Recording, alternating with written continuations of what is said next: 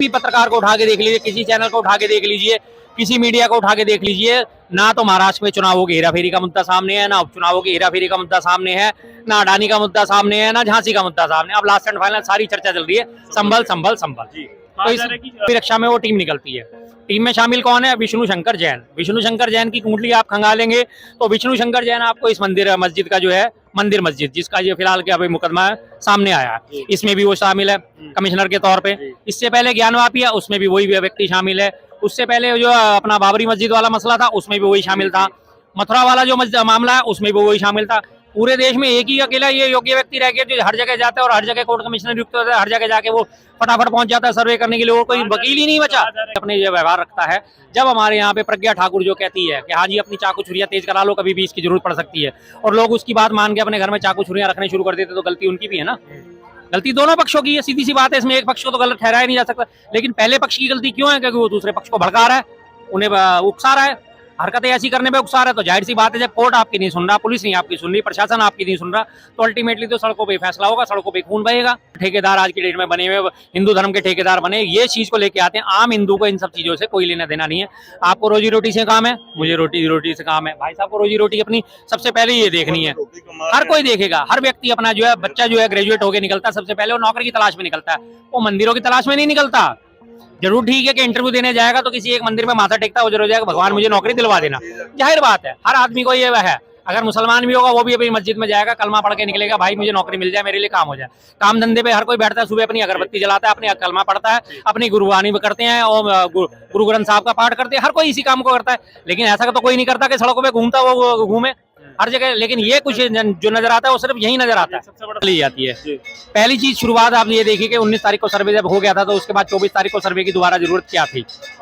दूसरी चीज, 19 तारीख के बाद 20 तारीख को वोटिंग होनी थी, पहले माहौल बना दिया गया उपचुनावों के लिए। 20 तारीख को वोटिंग होती है, 23 तारीख को रिजल्ट आता है, 24 तारीख की सुबह सुबह ये घटना आकार ले जाती है। अब इसमें कितने मुद्दे दब गए? महाराष्ट्र में जो हेराफेरियां हुई वो सारा दब गया। उसके बाद उपचुनावों में जो हेराफेरी हुई वो दब गया। मीरापुर उपचुनाव में जो है पुलिस वालों ने पिस्तौल तानी वोटरों के ऊपर, वोटरों को धमकाया, वो दब गया। अडानी का तो खैर सर्वोपरि दब ही गया। अडानी के अलावा हाँ जी अडानी दब गया, और उसके साथ साथ आपका जो है कि हमारे जो अपने अजीत डोभाल है, उनके ऊपर भी कनाडा और अमेरिका में जो है उनके ऊपर भी नोटिस जारी हो चुका है गिरफ्तारी का, वो दब गया। हमारे गृह मंत्री अमित शाह जी है, उनके ऊपर भी वहां से अमेरिकन कोर्ट से जो है इनके ऊपर नोटिस जारी हो चुका है, वो दब गया। तीन इतने बड़े बड़े लोग जो है वो अमेरिका की कोर्ट पे और कनाडा की कोर्ट के राडार पे आ चुके हैं। तो जाहिर सी बात है ऐसी घटना तो होनी थी। नमस्कार दोस्तों, मेरा नाम अभिषेक शर्मा। आपने देखना शुरू कर दिया आई न्यूज हिंदी। इस वक्त मैं लाल किला क्षेत्र में मौजूद हूँ और जिस तरीके से देखा जा रहा है, संभल का मुद्दा बहुत ज्यादा उठता नजर आ रहा है। एक तरफ में अडानी का मुद्दा उठा था, अमेरिका दौरे प्रधानमंत्री जाते हैं, लेकिन अमेरिका ही उनके ऊपर 2100 करोड़ का घोटाला लगा देता है।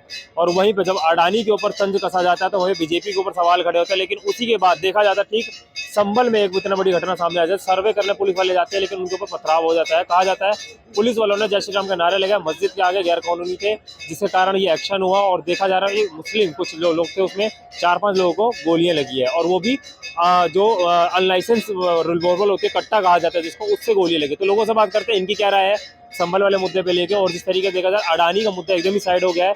कोई ना कोई ये कह रहा है कि बीजेपी की साजिश थी, कहीं ना कहीं अडानी का मुद्दा छुपाना था, इसलिए वाला मुद्दा उठा दिया गया है। सर क्या नाम है? बीबी शर्मा। जिस तरीके देखा जा रहा है संभल का मुद्दा इतना उठ गया है, और अडानी जो 2100 करोड़, जहाँ पे अमेरिका दौरे में प्रधानमंत्री 10वीं बार जा चुके हैं, और वो मुद्दा देखा जा रहा है अब नीचे चला गया है। कहीं ना कहीं बीजेपी पे आरोप लग रहा है, और ये कहा जा रहा है कि अडानी का मुद्दा छुपाना था, इसलिए ये वाला मुद्दा उठ गया। हर चीज की आप टाइमिंग देखिए, थोड़ा सा टाइमिंग पे गौर करिए।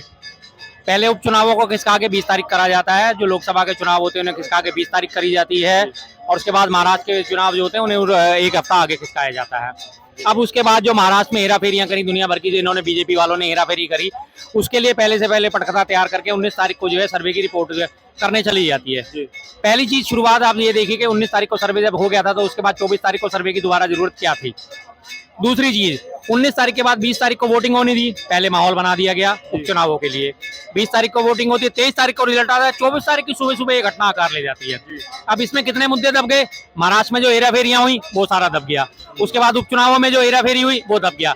मीरापुर उपचुनाव में जो है पुलिस वालों ने पिस्तौल तानी वोटरों के ऊपर, वोटरों को धमकाया, वो दब गया। अडानी का तो खैर सर्वोपरि दब ही गया। अडानी के अलावा हाँ जी अडानी दब गया, और उसके साथ साथ आपका जो है कि हमारे जो अपने अजीत डोभाल है, उनके ऊपर भी कनाडा और अमेरिका में जो है उनके ऊपर भी नोटिस जारी हो चुका है गिरफ्तारी का, वो दब गया। हमारे गृह मंत्री अमित शाह जी है, उनके ऊपर भी वहां से अमेरिकन कोर्ट से जो है इनके ऊपर नोटिस जारी हो चुका है, वो दब गया। 3-3 इतने बड़े बड़े लोग जो है वो अमेरिका की कोर्ट पे और कनाडा की कोर्ट के राडार पे आ चुके हैं। तो जाहिर सी बात है ऐसी घटना तो होनी थी। अब हमारे लास्ट एंड फाइनल सोचिए, आप हिसाब लगाइए कि 24 तारीख को जब ये घटना आकार लेती है तो उससे पहले 3-4 मुद्दे जो थे, और इससे पहले झांसी का मुद्दा, झांसी में 15 बच्चे जो जल के मरे। अब उसकी जब रिपोर्ट आई उसमें सामने आया कि वहां पे भाजपा का एक व्यक्ति था और भाजपा का ठेकेदार था जिसने वहां पे इलेक्ट्रीशियन के बदले वार्ड बॉय जो थे उनसे इलेक्ट्रिसिटी का काम करवा रखा था। उन्होंने उल्टे सीधे तार जोड़ रखे थे जिसकी वजह से वहां पे शॉर्ट सर्किट हुआ और आग लगी। 15 बच्चे जल के मर गए। बीजेपी थोड़ी सी बैकफुट पे थी, हालांकि ऐसा कुछ उनके आकार प्रकार से, उनके व्यवहार से कोई महसूस ऐसा नहीं हो रहा था कि उन्हें इस चीज की कोई शर्म है, लेकिन फिर भी थोड़ा बहुत मसला चल रहा था। अब सारे के सारे मसले आगे संभल पे आगे खत्म हो गए। अब आज की डेट में कोई भी पत्रकार को उठा के देख लीजिए, किसी चैनल को उठा के देख लीजिए, किसी मीडिया को उठा के देख लीजिए, ना तो महाराष्ट्र में चुनावों की हेराफेरी का मुद्दा सामने है, ना उपचुनावों की हेराफेरी का मुद्दा सामने है, ना अडानी का मुद्दा सामने है, ना झांसी का मुद्दा सामने। अब लास्ट एंड फाइनल सारी चर्चा चल रही है संभल संभल संभल। तो जो मतलब अफसर आए थे वो अफसरों ने जय श्री राम के नारे लगे थे, ऐसा वाकई में कुछ घटना हुई थी या जो भीड़ थी वहां पे उन्होंने लगाए थे? भीड़ ने भी नारे लगाए हैं, बाकायदा वहां के लोगों ने भी नारे लगाए हैं, शासन प्रशासन ने नारे लगाए हैं, और ये सोची समझी साजिश है। सुबह सुबह 5:45 बजे सर्वे के लिए टीम निकल रही है, पुलिस अभिरक्षा में वो टीम निकलती है। टीम में शामिल कौन है? विष्णु शंकर जैन। विष्णु शंकर जैन की कुंडली आप खंगालेंगे तो विष्णु शंकर जैन आपको इस मस्जिद का जो है मंदिर मस्जिद, जिसका ये फिलहाल के अभी मुकदमा सामने आया है, इसमें भी वो शामिल है कमिश्नर के तौर पे। इससे पहले ज्ञानवापी है, उसमें भी वही व्यक्ति शामिल है। उससे पहले जो अपना बाबरी मस्जिद वाला मसला था उसमें भी वही शामिल था। मथुरा वाला जो मामला है उसमें भी वही शामिल था। पूरे देश में एक ही अकेला ये योग्य व्यक्ति रह गया जो हर जगह जाता है और हर जगह कोर्ट कमिश्नर युक्त होता है, हर जगह जाके वो फटाफट पहुंच जाता है सर्वे करने के लिए, और कोई वकील ही नहीं बचा। कि वहाँ पे हरिहर मंदिर है इसलिए ऐसा कहा जा रहा है। हरिहर मंदिर है तो कब था, उसके प्रमाण क्या हैं? हमारा जो 1947 वार्षिक एक्ट बना था, जिसे 1991 में दोबारा से अमेंडमेंट करके उसे मान्यता दी गई थी, उसमें यही कहा गया था कि जो जिस जगह पे जैसा भी धार्मिक स्थल है जैसा है वो वैसा रहेगा, उसके साथ कोई छेड़खानी किसी भी किस्म से नहीं होगी, बात खत्म। अब आज आप पुराने 500 साल पुराने अवशेष तलाशने शुरू करोगे तो भाई 500 साल पुराने को 1000 साल पुराने भी पहुंचो, 1500 साल पुराने भी पहुंचो, 2000 साल पुराने भी पहले जाओ। 2000 साल पहले अशोक का राज्य था, 2000 साल पहले 2300 साल पहले अशोक का राज्य था, सारे वहां पहुंचो। अशोक भी आके कह देगा ये जमीन तो मेरी थी, अशोक के वंशज आके कह देंगे ये जमीन मेरी थी, फलानी जमीन मेरी थी। बौद्ध अवशेष आपको मिलेंगे हजारों मंदिरों के ऊपर, फिर आपको कहाँ से ढूंढोगे आप उन्हें? कहाँ तक पहुंचोगे भाई साहब, कहाँ तक पहुंचोगे? कुछ बड़ा मुद्दा होने वाला होता है या किसी पार्टी के ऊपर आरोप लगता है तभी हिंदू धर्म क्यों आ जाता है? हिंदू धर्म बीच में नहीं आ रहा, हिंदू धर्म को जबरदस्ती लाया जा रहा है। ये सो कॉल्ड कथित जो थोड़े से सेकुलर ठेकेदार आज की डेट में बने हुए हिंदू धर्म के ठेकेदार बने, ये चीज को लेके आते हैं। आम हिंदू को इन सब चीजों से कोई लेना देना नहीं है। आपको रोजी रोटी से काम है, मुझे रोटी रोटी से काम है, भाई साहब को रोजी रोटी अपनी सबसे पहले ये देखनी है। हर कोई देखेगा, हर व्यक्ति अपना जो है बच्चा जो है ग्रेजुएट होकर निकलता है, सबसे पहले वो नौकरी की तलाश में निकलता है, वो मंदिरों की तलाश में नहीं निकलता। जरूर ठीक है कि इंटरव्यू देने जाएगा तो किसी एक मंदिर में माथा टेकता हो जाएगा भगवान मुझे नौकरी दिलवा देना, जाहिर बात है हर आदमी को ये है। अगर मुसलमान भी होगा वो भी अपनी मस्जिद में जाएगा, कलमा पढ़ के निकलेगा, भाई मुझे नौकरी मिल जाए, मेरे लिए काम हो जाए। काम धंधे पे हर कोई बैठता है, सुबह अपनी अगरबत्ती जलाता है, अपनी कलमा पढ़ता है, अपनी गुरुवाणी करते हैं और गुरु ग्रंथ साहब का पाठ करते हैं, हर कोई इसी काम को करता है। लेकिन ऐसा तो कोई नहीं करता कि सड़कों पे घूमता वो घूमे हर जगह। लेकिन ये कुछ जो नजर आता है वो सिर्फ यही नजर आता है। सबसे बड़ा सवाल ये भी खड़ा होता है जिस तरीके देखा जा रहा है कि पत्थर कहाँ से उस टाइम पे ऑन द स्पॉट आगे मौजूद? पत्थर जो ऑन द स्पॉट मौजूद है वो पहले से तैयारी थी, पहले से सब, हाँ जी पहले से सब तैयारी थी। 2 दिन पहले से वहाँ पे माहौल जब गरमाया गया था तो लोगों को दिख गया था, ना कोर्ट हमारी सुनने वाला, ना कमिश्नर हमारी सुनने वाला, कोर्ट कमिश्नर, ना पुलिस हमारी सुनने वाली। यहाँ पे दंगा फसाद होना ही है। आत्मरक्षा में सीधी सी बात है, कहीं ना कहीं तो आपस में लोग जब माहौल ऐसा गर्मा गर्मी हो जाती है तो हर कोई अपने ये व्यवहार रखता है। जब हमारे यहाँ पे प्रज्ञा ठाकुर जो कहती है कि हाँ जी अपनी चाकू छुरियां तेज करा लो, कभी भी इसकी जरूरत पड़ सकती है, और लोग उसकी बात मान के अपने घर में चाकू छुरियां रखने शुरू कर देते तो गलती उनकी भी है ना। गलती दोनों पक्षों की है, सीधी सी बात है, इसमें एक पक्ष को तो गलत ठहराया नहीं जा सकता। लेकिन पहले पक्ष की गलती क्यों है? क्योंकि वो दूसरे पक्ष को भड़का रहा है, उन्हें उकसा रहा है, हरकतें ऐसी करने पे उकसा रहा है। तो जाहिर सी बात है जब कोर्ट आपकी नहीं सुन रहा, पुलिस नहीं आपकी सुन रही, प्रशासन आपकी नहीं सुन रहा, तो अल्टीमेटली तो सड़कों पे फैसला होगा, सड़कों पे खून बहेगा। और जो खून बहा वो 5 लोगों ने अपनी जान गंवा दी उसमें। देखा जा रहा है अडानी के ऊपर इतना बड़ा मामला सामने आया था, 2100 करोड़ का घोटाला सामने आ गया, अमेरिका ने लगा दिया। लेकिन सबसे बड़ा सवाल ये भी है, अमेरिका दौरे प्रधानमंत्री जाते हैं लेकिन अमेरिका ही सबसे बड़ा घोटाले का आरोप अडानी जी पे लगा देता है, और अरेस्ट की जब मांग करता है तो कहा जाता है कि बचाने का काम अडानी को कहीं ना कहीं किया जा रहा है। सबसे बड़ी बात मैं आपको बताता हूँ, आज लोकतंत्र की दुआई दी जाती है। भारत जो है सबसे बड़ा संवैधानिक देश है, सबसे बड़ा लोकतांत्रिक देश है, लेकिन उस सब के बावजूद भी अमेरिका जो है लोकतंत्र के मूल्यों में सबसे ऊपर है।